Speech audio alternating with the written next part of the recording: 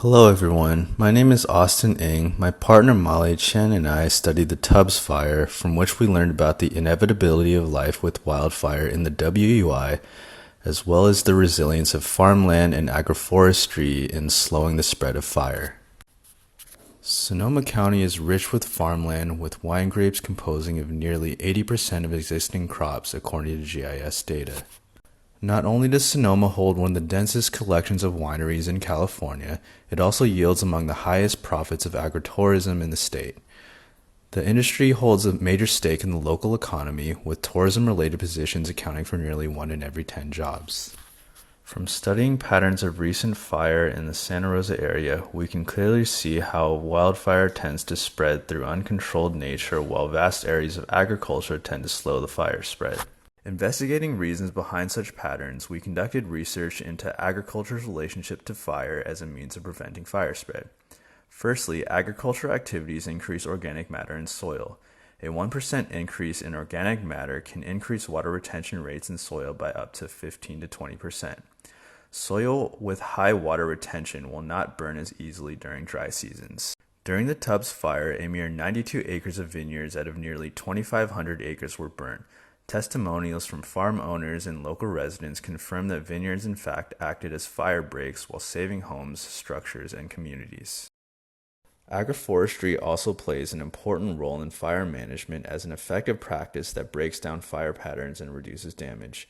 In Sonoma County, there is currently an issue of overabundance of trees across the landscape. Current parcelized ownership means low economic incentive to harvest timber and manage forest lands.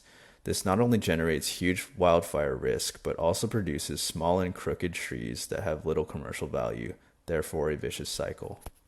Provided this, we concluded an agritourism approach that combines land cultivation and management with economic incentives is ideal to help mitigate wildfires. Looking at specific site conditions of Santa Rosa, there exist several scenic corridors planned by the city. These are represented as green lines on this cartography. In addition to this, the presented red zones are planned community separators. They serve as spaces between different land use zones and jurisdictional boundaries, which will be left undeveloped in the future. Currently, they are either agriculture or animal grazing zones. Considering the existing planning elements, we are proposing an agritourism resiliency belt, connecting the scenic corridors and community separators. Additionally, we seek to implement a ring of agriculture north of the city where fire has repeatedly compromised. The two elongated areas on the belt are already developed with agriculture. Our plan is to strengthen the fire resiliency of these existing farmlands. For the animal grazing areas, we aim to create animal-related tourism facilities such as horse riding and barnyard zoos. Lastly, the ring shown at the top of the page is most complex as the topography of the area is greatly diverse and oftentimes unbuildable. It's also a crucial section of the belt that is currently least developed. Therefore, for our master plan, we seek to primarily focus on this area. In studying the topographic features of this area, we organize the area into agriculture and forest management zones. Areas with milder topography are suitable for agriculture, while areas with steep topography will be designated for forest management.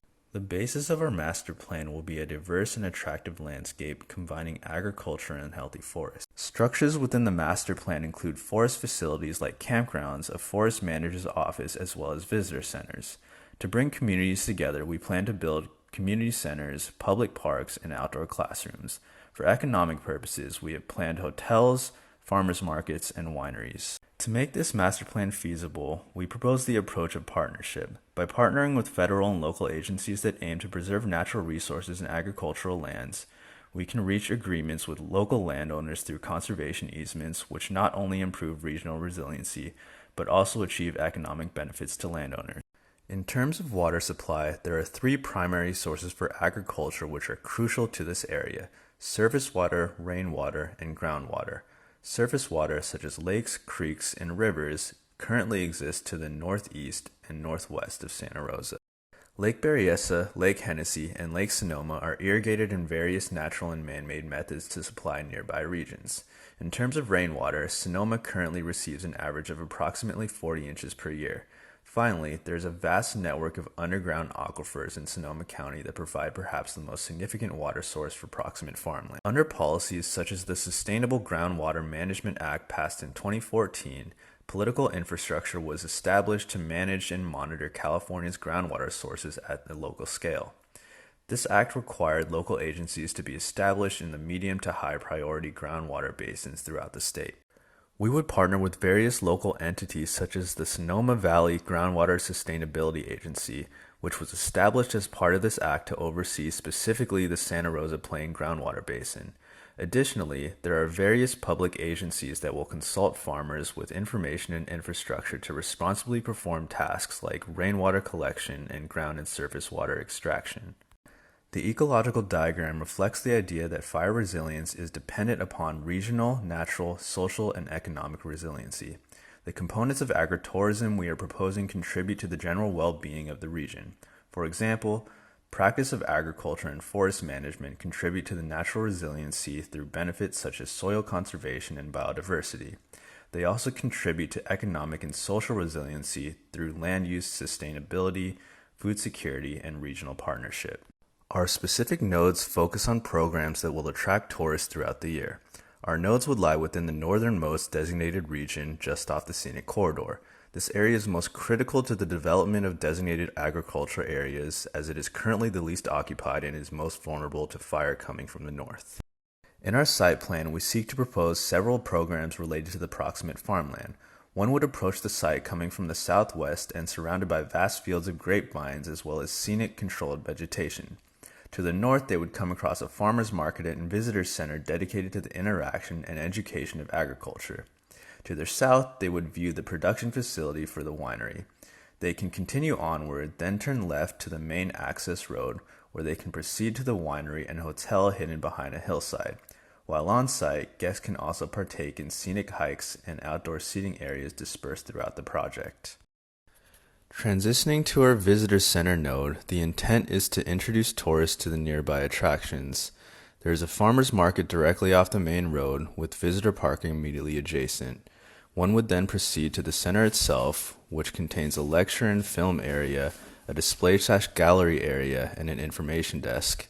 A block of admin space along with staff parking lies behind the center. The Wine Production Center rests immediately south of the scenic corridor, opposite the visitor center. The service road leads inhabitants to an outdoor yard where supplies and harvested crops are unloaded. Grapes are then brought to the crushing equipment, followed by the fermentation processing, then filtration. The grapes are then loaded into aging barrels to rest for a designated period. After aging, the wine is brought to the bottling equipment to later be distributed. For our wine tasting node, the focus is to create a multifunctional space that provides natural and cultural immersion for visitors. Here, people can not only experience nature but also experience local art and culture. Programs of this node include public space, wine tasting, art gallery, wine culture socialization, restaurants, and private event space.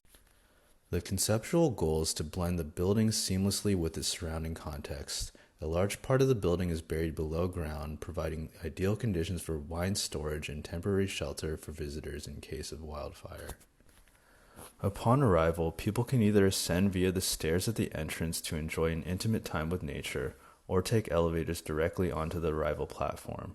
From the platform, visitors can proceed into the restaurant, wine tasting area, or the gallery. In the upper level plan, on the west side are wine tasting areas with a private event space, lounges, as well as wine cellars. The gallery space aims to promote local arts and culture. Two large courtyards ensure natural lights and ventilation. On the east side are the restaurant, administrative space, and storage.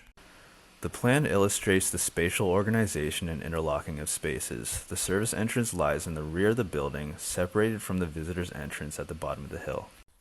A series of sections show the changing relationship between the building and its surrounding landscape, as well as the relationship between inside and outside. Here are several vignettes showing the entryway, public space, and restaurant.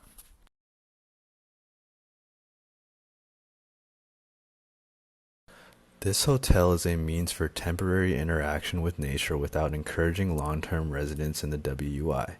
It is an immersive educational experience intended to inform visiting communities about the vast agriculture in the area, as well as the role of farmland in mitigating the effects of wildfire. It serves as a means to help manage and maintain critical areas of nature that would otherwise be a pathway for wildlife to reach Santa Rosa. Massing is derived directly from the existing topography, adhering to the contour lines and terraced into the hillside. Public programs are consolidated into the center masses, while accommodation units are clustered to the east, west, and north. A dedicated road for service access is located west off the main road. Pedestrian circulation within the site accentuates the horizontality of the contouring, while also including several immersive experiences that bring inhabitants closer to nature. Visitors would park their car in a below-grade structure, then ascend to the experience programs open to the public, such as the educational accommodations with a classroom and display area, a restaurant/bar, a bakery, a market with local food products, a fitness center, and a spa. Guests looking to stay longer term would proceed to the reception area, then onto their private units. There are two types of hotel units that exist in the project, standard and luxury. Standard units lie to the east and west of the public programs on the lower elevations. Guests step down from the access path to enter their units, then can step down directly from their balconies into a shared pool. The luxury units lie to the north, on the upper contour elevations and immersed into the croplands. Guests will also step down from the path to enter their units where they can access their private pools from their balcony. The sections reveal the below-grade operational space as well as the terrace masses that are relative to the slope of the hillside. Units hold a direct line of sight to the vast farmlands and vegetation. Materiality is primarily composed of non-flammable concrete with the integrated crops and vegetation that guests can immediately access. Here's a vignette of a corridor that runs parallel to the contours and accentuating the horizontality of the hillside. Lastly, a vignette from a hotel unit that looks directly out into the surrounding farmland. This concludes our presentation. Thank you for your time.